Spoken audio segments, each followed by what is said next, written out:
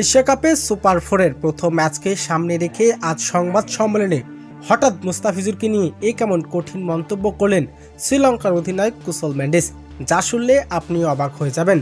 দর্শক, ভিডিওটি না টেনে সম্পূর্ণ দেখার অনুরোধ রইল। অনেক নাটকীয়তার পর এবার সুপার ফোরে জায়গা করে নিয়েছে বাংলাদেশ, যেখানে ছিল শ্রীলঙ্কা ও আফগানিস্তানের মধ্যে কঠিন সমীকরণ। তবে এদিন আফগানিস্তান আর শ্রীলঙ্কার মধ্যে ম্যাচে আফগানিস্তানকে হারিয়ে সুপার ফোর নিশ্চিত করেছিলেন শ্রীলঙ্কা, সেই সাথে বাংলাদেশও সুপার ফোরে রেখেছিলেন পা। তবে সুপার ফোরে আজ শ্রীলঙ্কার মুখোমুখি হবে বাংলাদেশ।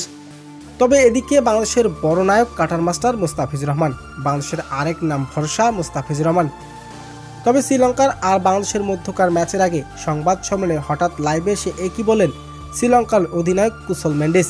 মুস্তাফিজুরকে নিয়ে যা বললেন, তিনি বলেন বাংলাদেশের একজন দুর্দান্ত বোলার আছেন, যাকে নিয়ে আমরা ভয় আছি।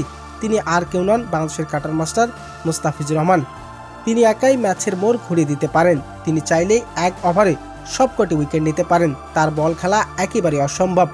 আর মুস্তাফিজুরের বল আমাদের কোনো ব্যাটারি খেলতে পারবে না। হয়তো বাংলাদেশের কাছে আজকে আমরা ম্যাচ হেরে যাব। শ্রীলঙ্কার অধিনায়ক কুশল মেন্ডিসের মতামত শুনে অবাক পুরো বিশ্ব। তো দর্শক, বাংলাদেশের মুস্তাফিজুর রহমান আজ শ্রীলঙ্কার বিপক্ষে কত উইকেট পাবে